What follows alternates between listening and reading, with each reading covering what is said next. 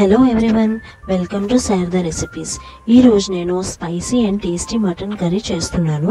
చాలా easy and ఫాస్ట్గా cooker లేకుండా ఎలా చేసుకోవాలో ఈ వీడియోలో చెప్తాను. చాలా బాగుంటుంది. ఒక్కసారి మీరు కూడా ఈ స్టెప్స్తో ట్రై చేయండి, పర్ఫెక్ట్గా వస్తుంది. మరి టేస్టీ మటన్ కర్రీ ఎలా చేసుకోవాలో చూసేద్దాం రండి.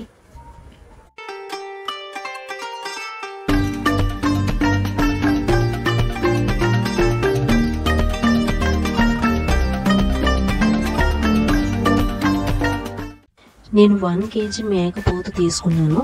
ఎందుకంటే ఫీమేల్ కన్నా మేల్ గోటు టేస్టీగా ఉంటుంది. అది కూడా ఫ్రెష్ మటన్ అయితే కర్రీ చాలా బాగుంటుంది. ఇప్పుడు స్టవ్ ఆన్ చేసి కడాయి పెట్టి ఆయిల్ వేసుకోవాలి. ఆయిల్ హీట్ అయ్యాక కట్ చేసుకున్న ఆనియన్స్ వేసి బాగా ఫ్రై చేసుకోవాలి. కొంచెం కలర్ చేంజ్ అయ్యాక 2 స్పూన్స్ అల్లం వెల్లుల్లి వేసుకొని పచ్చివాసన పోయేంత వరకు ఫ్రై చేసుకోవాలి. తర్వాత మటన్ నీట్గా వాష్ చేసుకొని వేసుకోవాలి.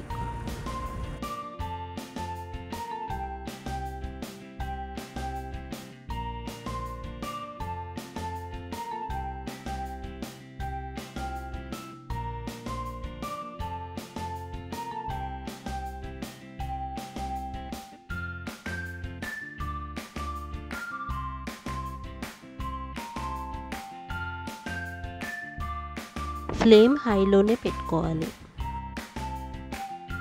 మటన్ వేసుకున్నాక 3-4 టైమ్స్ బాగా కలుపుకోవాలి. బాగా కలుపుకున్నాక పచ్చిమిరపకాయలు వేసుకొని మళ్ళీ కలుపుకోవాలి.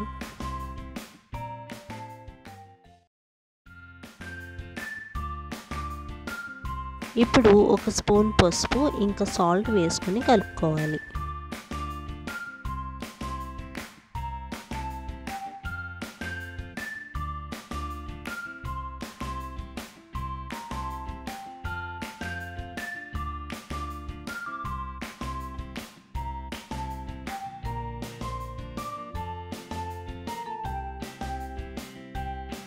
బాగా కలుపుకొని మూత పెట్టి ఒక 5 మినిట్స్ ఉడకనివ్వాలి.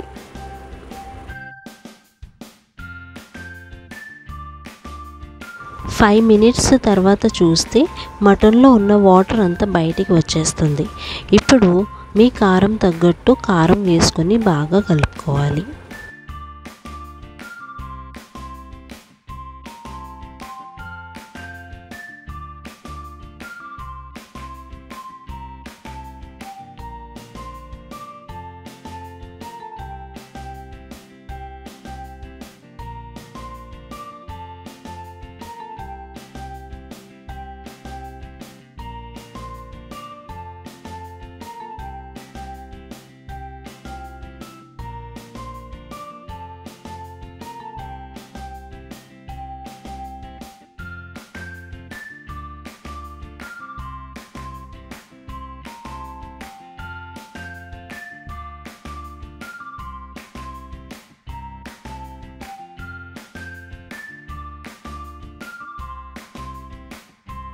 మటన్కి ఉప్పు కారం అంతా పట్టేలా 2 మినిట్స్ అలా కలుపుకుంటూ ఉండాలి. తర్వాత కట్ చేసుకున్న ఒక 2 టొమాటోస్ వేసుకోవాలి. మళ్ళీ ఒకసారి కలుపుకొని మూత పెట్టి మీడియం ఫ్లేమ్లో ఉడకనివ్వాలి.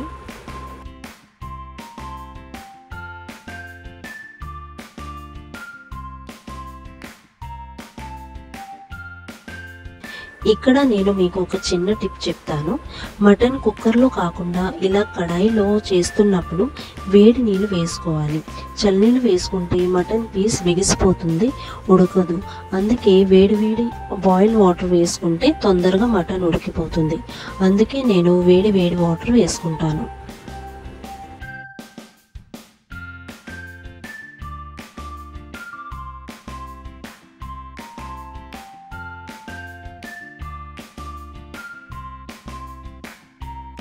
ఇప్పుడు హై ఫ్లేమ్లో పెట్టి బాగా ఉడకనివ్వాలి. ఈలోపు మసాలా కోసం ఎండి కొబ్బరి, ధనియాలు, 2 యాలక్కాయలు, కొంచెం దాల్చిన చెక్క, 3 లవంగాలు మిక్సీలో వేసి కొంచెం వాటర్ వేసుకుంటూ మెత్తటి పేస్ట్ చేసుకోవాలి. మటన్ బాగా ఉడికిన తర్వాత మసాలా వేసుకొని బాగా కలుపుకొని ఒక 5 మినిట్స్ లో ఫ్లేమ్లో పెట్టుకోవాలి.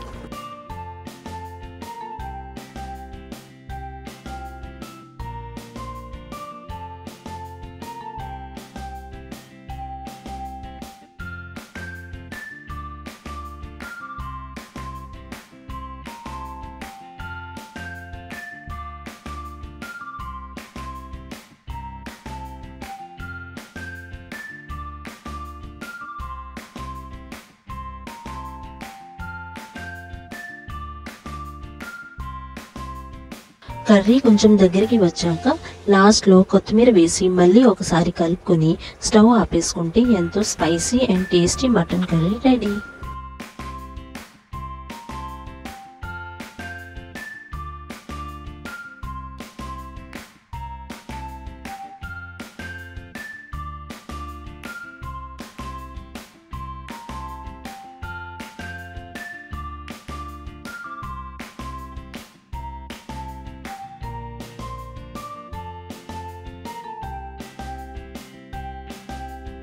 ఒక్కసారి మీరు కూడా ట్రై చేసి ఎలా వచ్చిందో చెప్పండి.